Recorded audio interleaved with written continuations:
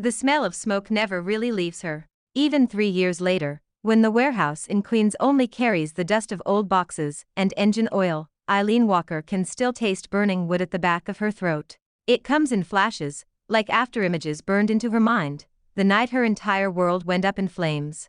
The girl in the glass is flawless, almost unreal, the kind of woman finance tabloids would call an ice queen. No one would recognize the soft-faced heiress who once twirled in ball gowns across the marble floors of Walker Manor. Eileen lifts her hand and traces the smooth skin of her cheek. There are no more scars, no melted flesh, no raw red lines from the fire that swallowed her childhood home. Top surgeons turned ruin into perfection, piece by piece, under the funding of a man she has never fully seen. He saved her from the burning house, paid for her surgeries, sent her to a business school under an alias. But the girl in the mirror is not just beautiful, she is a weapon. Behind her, footsteps echo on the concrete. Miss No.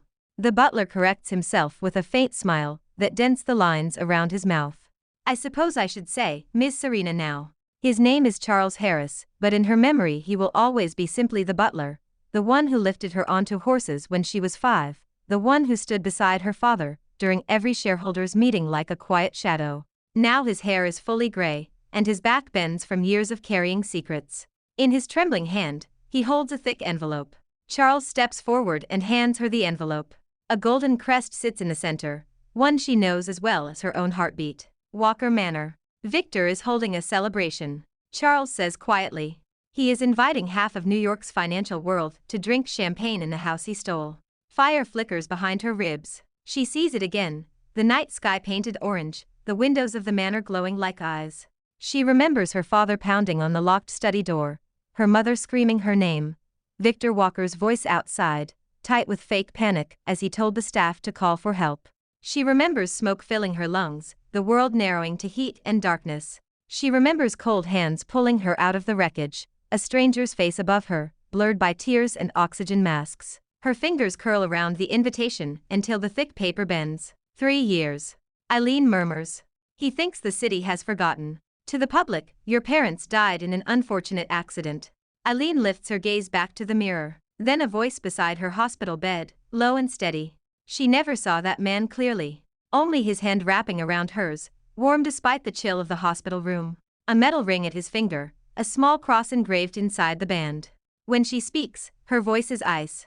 Eileen Walker died in that fire, she says. She stayed there with my parents. The world does not need her anymore. She turns away from the mirror and walks to the metal table, where a slim leather folder waits. On top sits a matte black card embossed with silver letters, a different crest. From today on, she says, picking up the card. My name is Serena Ross. If Victor wants to celebrate the death of the Walker legacy, I will give him something to celebrate. I am walking into my own war. She slips the Ross Capital card into her jacket pocket and smooths the lapel of her blazer. Danger is the only language my uncle understands. Cold March air sweeps in, along with the low idle of a black car outside. A tall man steps inside, bringing the city with him. He wears a charcoal suit that fits his broad shoulders like it was poured on him, white shirt open at the collar. In his hand, he carries a folder stamped with the Ross Capital logo. Serena, he says, like the name has always been hers. Eileen, now Serena, narrows her eyes. Mr. Ross, she replies. At least when we are not in public. You told me you only wanted to offer her a job, he says cautiously. Kane glances at the older man. In my experience, Mr. Harris, jobs are just contracts with smaller guns. She studies him openly now, searching for something, a flicker of recognition, anything that ties him to the voice at her hospital bed. But his eyes reveal nothing. You know Victor killed my parents, she says finally. You know he burned my house, stole my company, erased my name. Why do you care enough to help me ruin him? He sets the folder down on the metal table and flips it open. Inside are photographs, bank statements, copies of offshore accounts, transfer orders, charity documents that are anything but charitable. Every page is a knife aimed at Victor Walker's throat. 3 years ago, he tried to frame Ross Capital for fraud and launder his own mess through my funds. It did not work, but he cost me people, deals, time. And because he pauses, and for the briefest second something cracks in his expression. It is there and gone too fast for Charles to see, but Serena catches it. Because some debts are personal. Kane finishes. I am giving you an entry point. A new identity, a position in my firm, a clear path to get close to him. Whether you use it or not is up to you. Serena rests her hand on the table, palm flat against the cold metal. Charles watches her like a man watching his last candle flicker, afraid of both darkness and light. What do you need from me? She asks. Kane does not hesitate. Your willingness to play the long game. You will start as a senior associate on my mergers team. You will smile at your uncle across boardroom tables, and make him believe you worship his empire. And when the time is right, you will pull the floor out from under him. Serena's lips curve into a smile that has nothing to do with happiness. That is a lot of responsibility for a woman you met in a warehouse. Who said we met today? He murmurs. Her heart stutters. She opens her mouth, but he straightens again, leaving the question hanging between them like smoke. It will be the beginning of his end. Serena looks down at the contract. There is only Serena Walker Ross, the alias she built with Kane's lawyers, the ghost the world will see. Behind her reflection in the mirror, she almost sees the manor burning again. Her father's hand reaching for hers, her mother's voice screaming from behind the locked door. Heat, smoke, terror. Victor's false grief the next day on television, fake tears shining in his eyes as he called the fire a tragedy. She picks up the pen. Fine, she says. Let us burn him back. Kane folds the contract and slips it into the folder. He offers her his hand. Welcome to Ross Capital, he says. Let us start your revenge party. His grip is firm, warm, familiar in a way that sends a shiver through her. Maybe it is fate. He has no idea that the girl he left to die in the fire is alive. He has no idea that the fire he started is still burning, hotter than ever, in the bones of the woman walking out of this warehouse. It is not technically true, but it is close enough for what she plans to do. The lobby is all marble and steel, cold lines and warm lighting, the kind of expensive minimalism that screams old money, in a voice as soft as cashmere. At the reception desk, a young woman with a sleek ponytail looks up, her professional smile flickering when she sees Serena. Good morning, Ms. Ross. The receptionist says. Mr. Kane asked me to send you up as soon as you arrived. Conference level, main boardroom. He would, Serena thinks. The man loves a dramatic entrance almost as much as Victor does. Thank you, she says aloud. The doors slide shut, and for a moment her reflection stares back at her from stainless steel walls. Ice Queen, she reminds herself. Every move a calculation. Assistants hurry past with tablets and coffee, traders argue in low urgent voices, analysts stare at screens as if they can bend numbers to their will by glaring hard enough. Serena moves through them untouched, a blade slipping between ribs.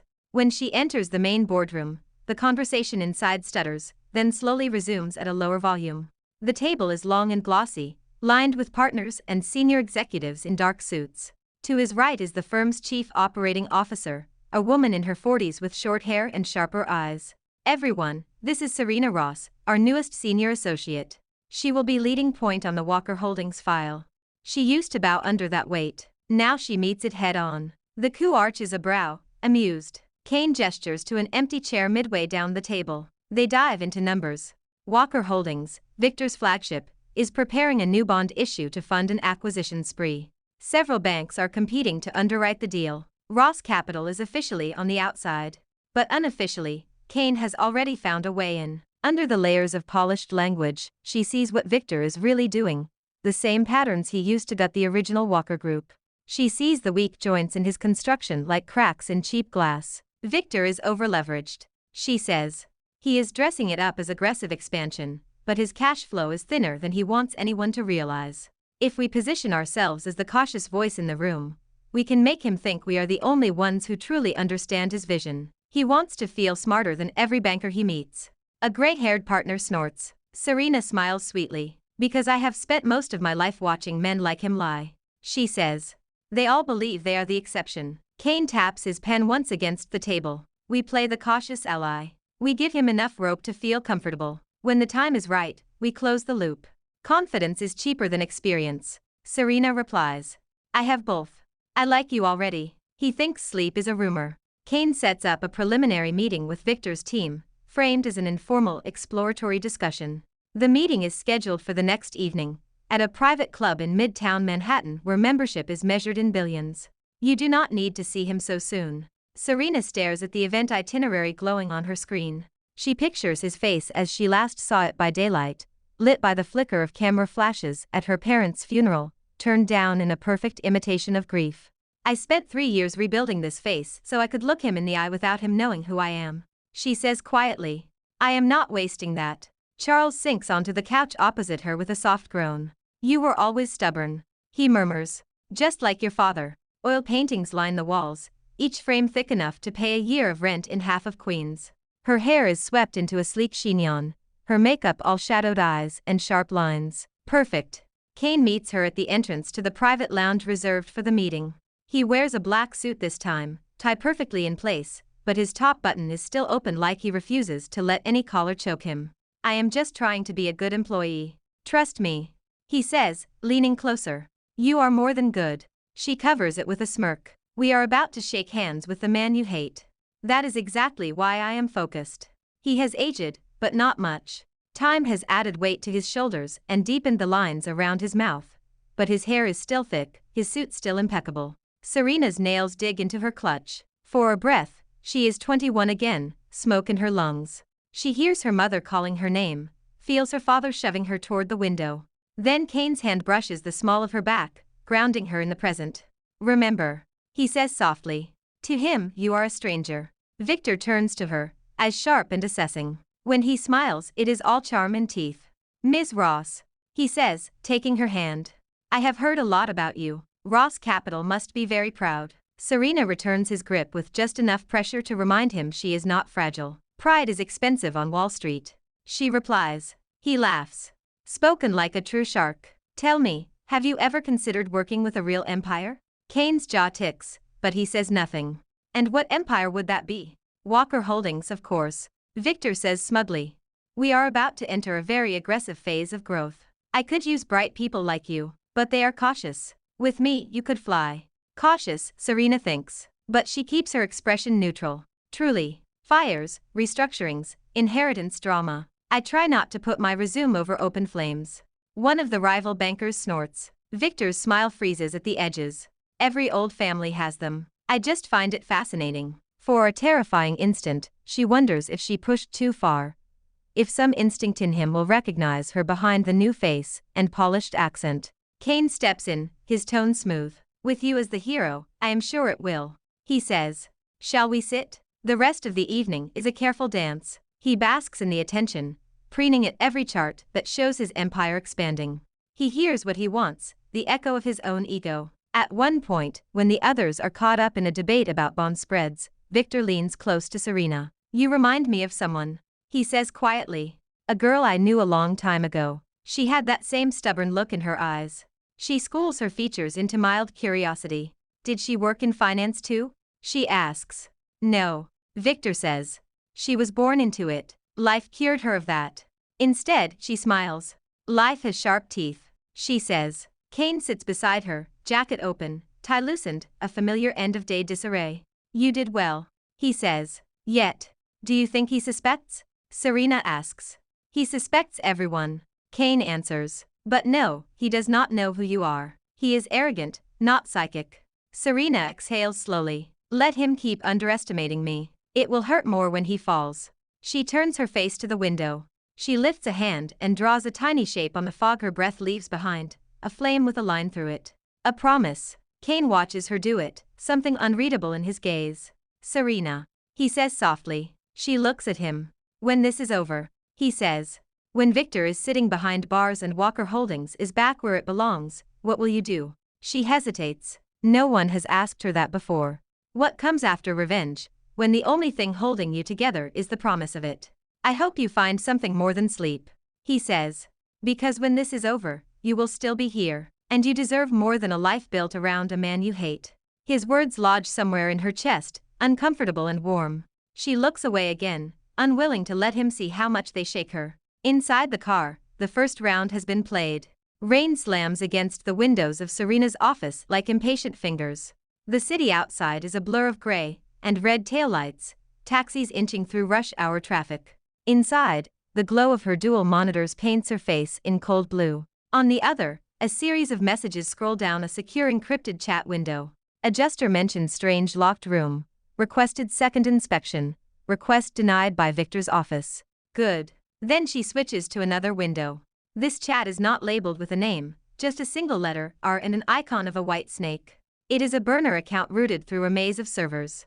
But Serena knows exactly who sits on the other side of the screen. Victor's lover, occasional fixer, always hungry for more. Or where did you hear that? You are not blind. Serena, maybe he is preparing to disappear. Men like him do not share life rafts. You know that. A long pause. The woman is everything Victor likes. The perfect accomplice, until fear outweighs greed. Serena, because depending on his mood, he might decide you are a liability. I would hate to see your name at the bottom of one of my case files. Another pause. Serena leans back in her chair, listening to the rain. He has spent the day wrestling with a rival fund over a tech deal. Her phone buzzes on the desk. I want you home early. I sleep. His reply comes instantly. 8. She smirks, but there is warmth in it. His concern has become a constant background hum in her life, like the city outside. It should annoy her more than it does. The chat window flashes again. Or what do you want from me? Serena, information. I know he did not plan that fire alone. I know there were meetings, calls, papers, people. You were there. Serena thinks about the file Charles sent her last month. A security camera still, grainy but clear enough to recognize. Serena drops the image into the chat. Silence. When Rebecca finally types again, her words are shaky. Or where did you get that? Serena, from someone who hates Victor more than you fear him. You know that, or you would not be talking to me under a fake name. He said a lot of things, she thinks. He said the will would be respected. He said the fire was an accident. Serena, he lied. He will keep lying, until the day the police knock on his door. It will be you. More silence. Serena lets it hang. She gives people room to imagine their worst fears. They always fill that space faster than she could. Or what do you want? Somewhere Victor does not know. And you bring everything. Emails, recordings, anything that touches the fire, the inheritance, the transfers after. Or he will kill me. Serena, I spent 3 years in hell so I could look him in the eye without shaking. Then, finally, midnight. Rooftop bar at the Edison. Top floor, corner table. If I see anyone I do not recognize, I walk. Serena, fine. Come alone. She closes the chat and rubs her temples. Instead, adrenaline flares under her skin. You actually listened. He says. I am scared of the company's labor lawyer. She says dryly. I heard he gets very upset when star associates collapse at their desks.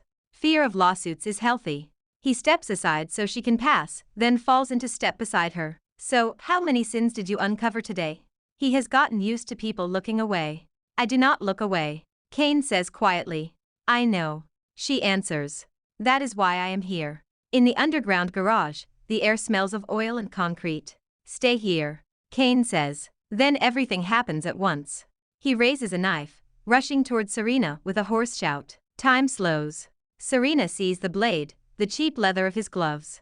He lunges between her and the attacker, grabbing the man's wrist. The attacker curses and swings again. Kane slams him into the car with enough force to dent the door, then wrenches the knife from his hand. 2 security guards finally appear at the top of the ramp, shouting. Serena's heart hammers in her ears. Kane looks down at his arm. Blood runs in a thin line from the cut, dripping onto the floor. Of course, he mutters. Are you insane? She snaps. What did you want me to do? Let him test your dress. Mr. Ross, we should get you to a hospital. He stammers. It is a scratch. Kane says.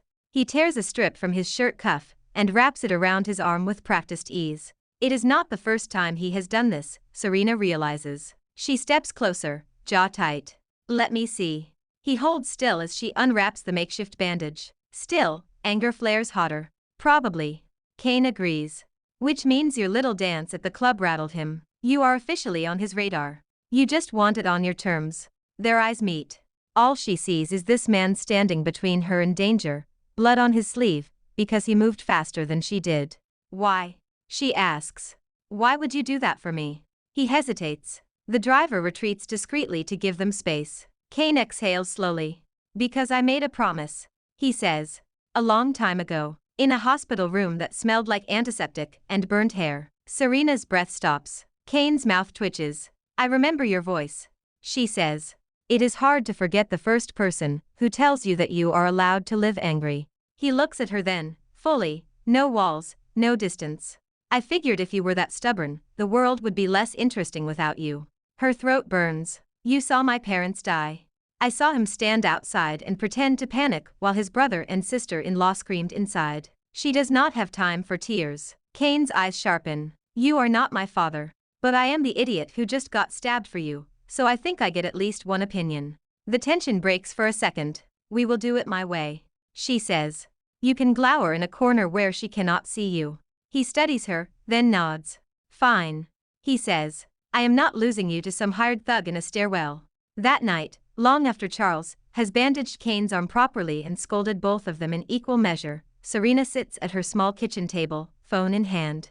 The city hums outside the window, a low restless sound. She opens the snake chat and types one last message. Every minute you hesitate is another minute Victor has to decide whether you are worth keeping. Rebecca replies with a single line. If I die, I am haunting you. Serena, get me what I need, and I will make sure the only ghost in this story is Victor's reputation. She sends the message and sets the phone down. In her chest, fear and anticipation twist together. Tomorrow, she will sit across from one of the women who helped destroy her life. The Edison's rooftop bar feels like it is floating above the city. Glass walls hold back the wind, but not the sound. A live DJ spins soft electronic beats that make the air vibrate. Serena sits at a corner table with a clear view of the entrance and the emergency exit.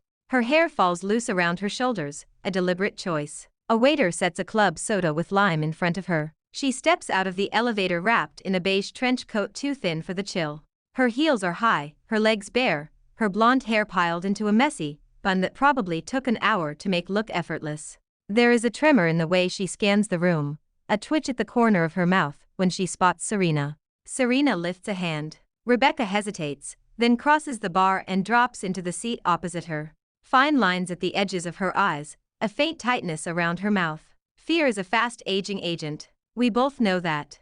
Rebecca lets out a short, humorless laugh. She shrugs off her coat. Underneath, she wears a low-cut black dress and too much perfume. The same expensive floral scent Serena remembers from childhood dinners when Rebecca was just another social climber clinging to Victor's arm at charity galas. What do you want? Serena studies her for a moment. She thinks about all the ways she could answer. Justice. Instead, she goes with something more practical. Records. Recordings. Anything that puts Victor at the center of the fire, the will, the stolen assets. Her hand reaches automatically for a drink, then freezes halfway when she remembers she does not have one. She signals the waiter and orders a martini with a voice that shakes. That I am that stupid. I think you do not trust Victor. Serena answers. Especially when they sleep together. Color rises in Rebecca's cheeks. Do you think I wanted any of this? I was 25, drowning in debt, one bad decision away from losing everything. I know exactly what it is like to have Victor Walker make you feel powerless. She says. He promised my parents he would protect their legacy. He killed them instead. So spare me the victim speech. You chose your side. Now I am offering you something new. You help me bury him. Maybe even a new life somewhere Victor cannot reach you. The waiter returns with her drink. Rebecca grabs the glass like a lifeline and takes a long swallow. Not careful enough. Serena replies. Rebecca's head jerks up. He what? He did not manage to finish the job, but he tried. And scared men get sloppy. It is not for Serena. If he sent someone after you, she says slowly. He might think you know more than you do. If he thinks I have been talking to you, the only question is whether you die for him or testify against him. Around them, people laugh and flirt and take pictures, oblivious to the way two women sit at the edge of an old crime. Rebecca exhales shakily. She reaches into her purse and pulls out a small flash drive. I took this the night of the fire, she says. He thought the security system was off. I found the backup feed years later. I kept a copy, just in case. Serena's fingers twitch. And just in case arrived tonight, she says. She pulls out a second drive, then a third. Emails. Transfer records. I told myself I was keeping them for my own safety. You thought she was dead, Serena says. Rebecca looks up sharply, eyes narrowing. Why do you care so much about her? She asks. You talk about that girl like you knew her. Serena's heart slams against her ribs. She feels the old burns itch under her skin. I knew her enough, she says quietly, but then the woman snorts. Rich kids, Rebecca mutters. Always think they are the heroes of the story. She slides the drives across the table. Serena reaches out and covers them with one hand. The plastic is warm from Rebecca's grip. You understand, Rebecca says, voice low. If Victor finds out I did this, I am dead. If Victor finds out, he will already be in handcuffs. Serena replies. We are going for the endgame. Ruin? Or are you planning to shoot him yourself in front of the stock exchange? Serena's jaw tightens. She has dreamed of that last option more times than she can count. You know, she says softly. She loved him. Who? Eileen. Rebecca says. She used to follow him around at parties, asking questions about deals she did not understand. Serena's chest tightens. It would be so easy, here at this table where the air smells like citrus and vodka and rain, to rip off the mask and say the words out loud. I am Eileen. I crawled out of the fire you helped start, but the risk is too high. Rebecca is useful because she is scared of Victor. If she knew Serena's true identity, panic might turn her unpredictable. So Serena smiles instead, a sharp curve of her lips. Maybe I just have a soft spot for girls who lose everything in other people's games. She says. Go home, Rebecca. Delete our chat. If anyone asks, you were at a spa tonight. A spa, right. She stands, slips her coat back on, and hesitates. Do not let Victor live rent-free in your head forever. I know exactly who I am, Serena says. And when this is over, he will not live anywhere. Rebecca nods once and walks away, heels clicking across the floor. Serena watches her disappear into the elevator. As soon as the doors close, she exhales a breath she did not know she was holding. Her phone buzzes. Kane elevator footage shows her alone. 2 blocks, then a cab. You are clear. Come down. Serena sends back a single word. Coming. An hour later, they are in Kane's private war room, a windowless space behind his office lined with screens and whiteboards. Kane plugs the first drive into a secure, offline laptop. Walker Manor's study, 3 years ago. Yes, everything is ready. Victor's recorded voice says. When you have the signal, you lock the doors and start the fire at the east wing. The cameras are already on loop. Serena's stomach turns. She clutches the edge of the table so hard her knuckles go white. They will say I tried my best. The board will need stability. Who better than the grieving uncle who has been running half the company for years? Charles makes a strangled sound. Kane's jaw clenches. He looks like he wants to punch through the monitor. On the video, Victor's eyes flick to the side, toward the camera that he thinks is off. And the girl?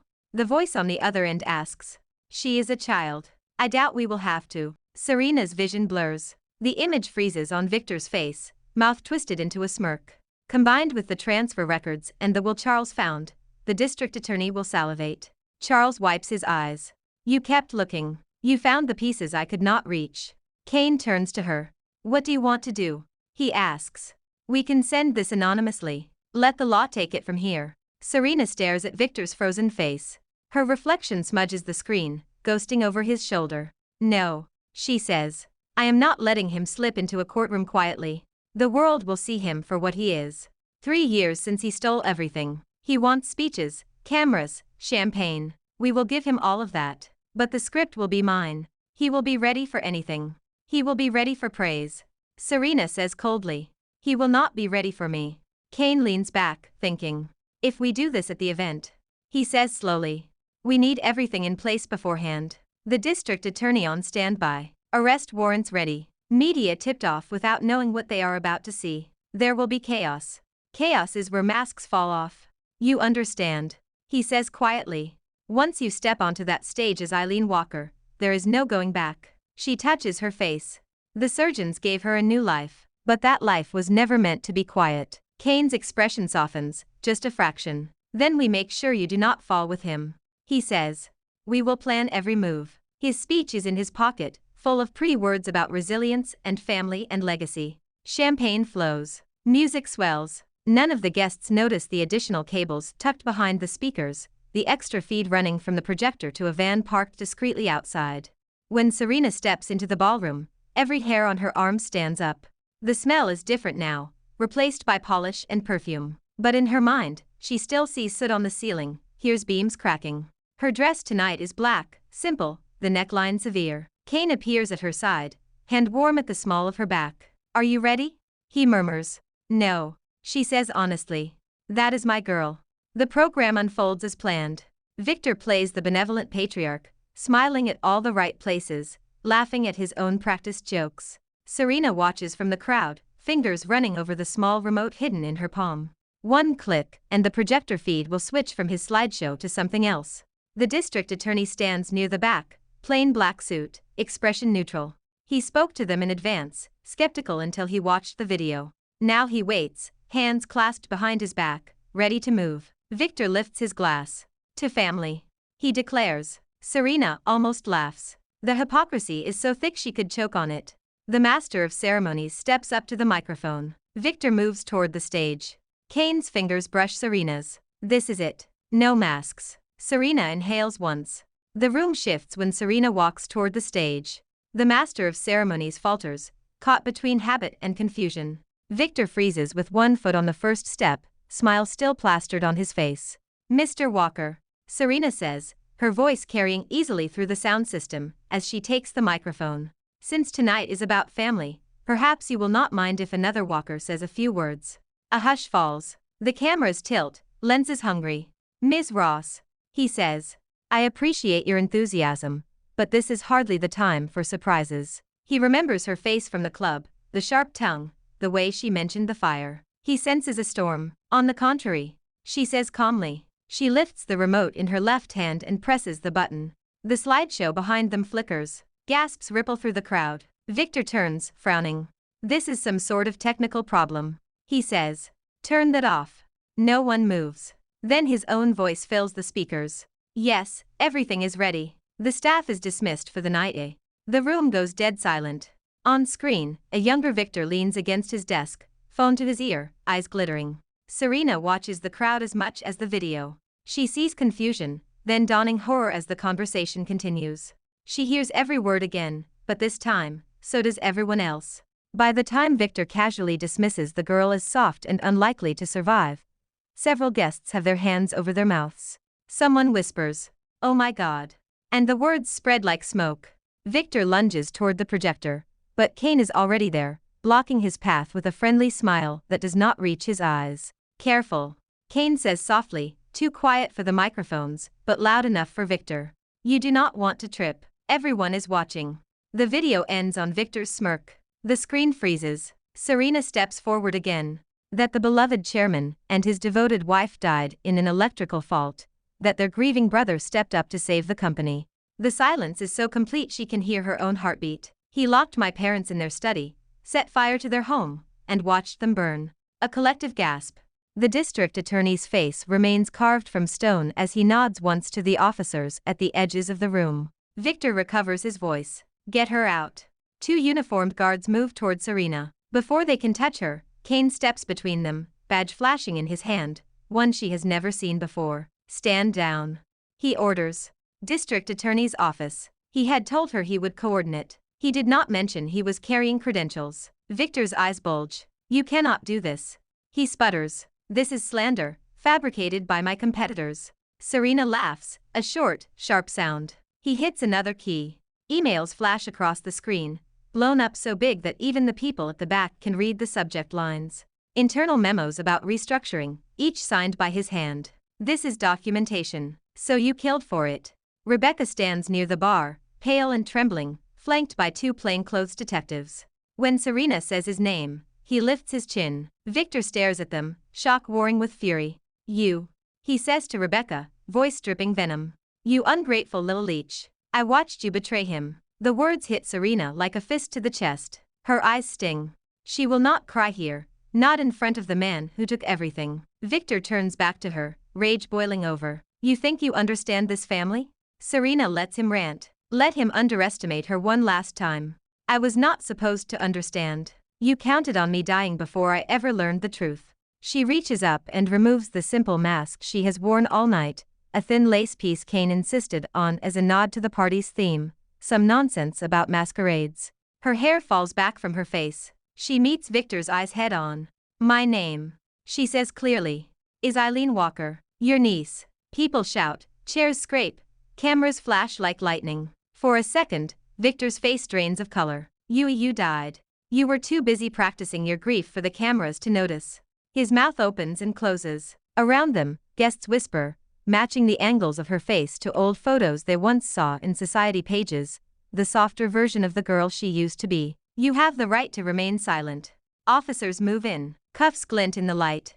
His guests part like water, leaving him alone at the center of the room. No. He roars. I am Walker Holdings. You are a man in handcuffs. Serena says quietly. He lunges at her, face twisted.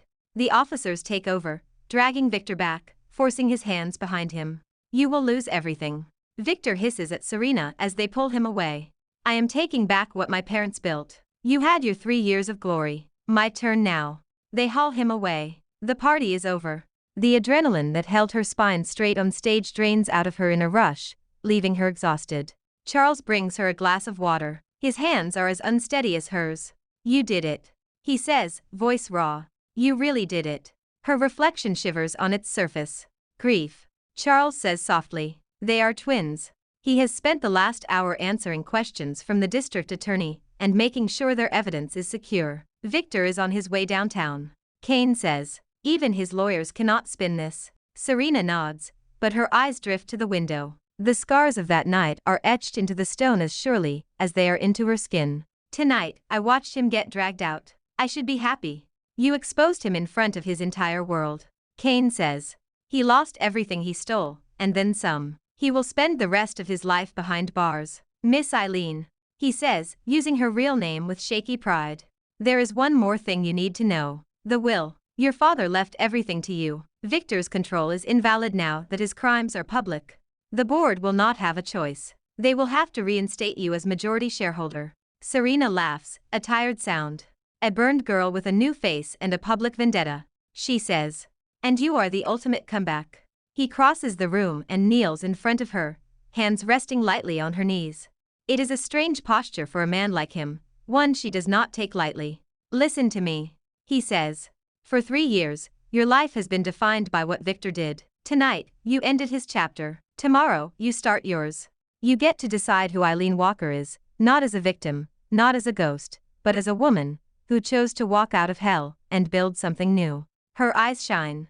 I do not know how to do that. She whispers. I have not thought about anything but revenge in so long. I do not remember who I was before. Then we figure it out. He says. Together. She swallows. I did not pull you out of that fire just to hand you back to the ashes once we were even.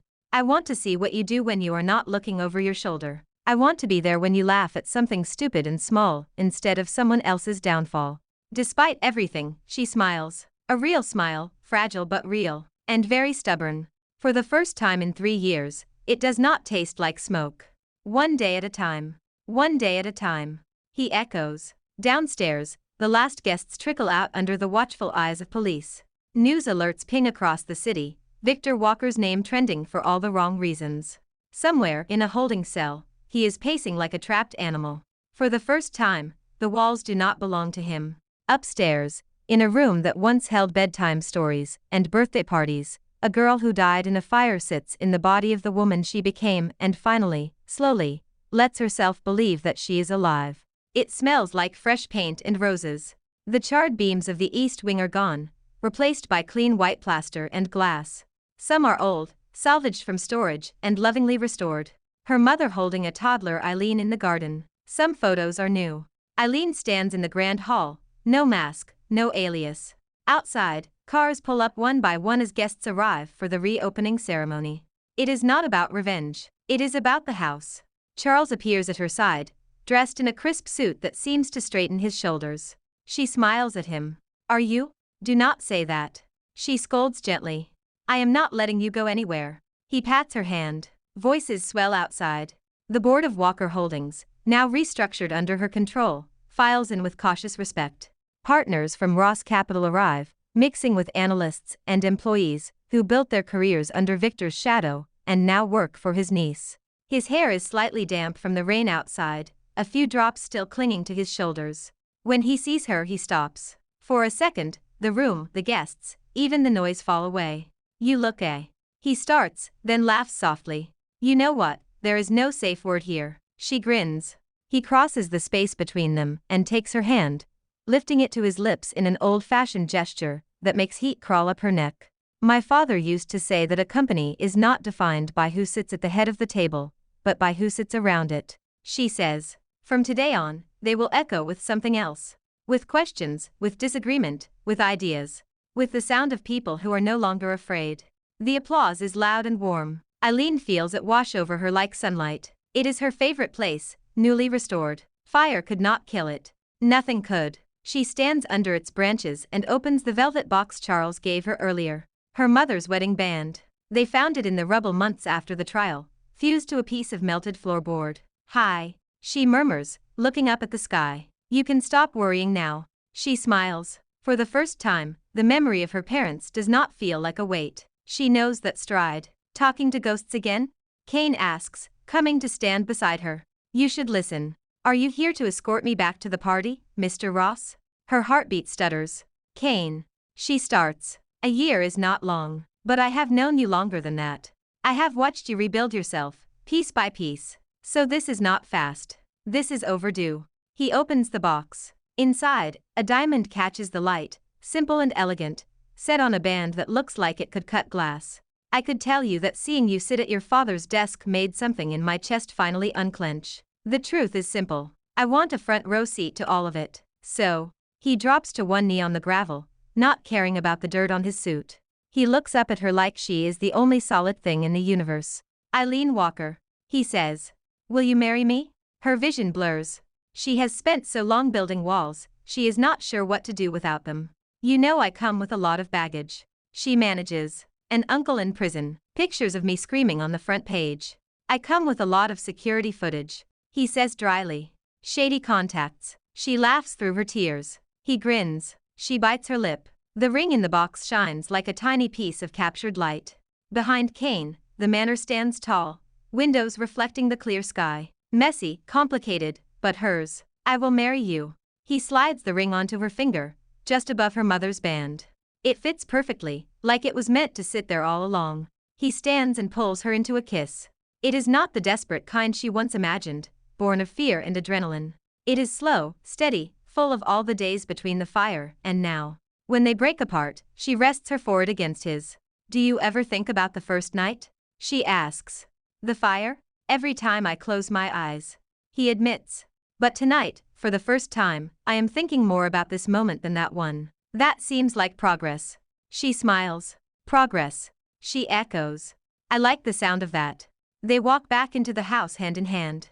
Even the board members look genuinely happy, some out of relief, some out of genuine warmth. She looks down at the foyer where she once watched her uncle pose for cameras, where she watched her parents' coffins roll past. Tonight, the floor is scattered with flower petals instead of ashes. She closes her eyes and listens. No screams. In her bones, the fire still burns. It always will. At the hallways she will walk as chairwoman. And the next. The girl in the fire is gone. In her place walks the queen of the ashes, crown made of everything she refused to let the flames take. Her revenge is complete. Thanks for watching. Follow for more romance stories.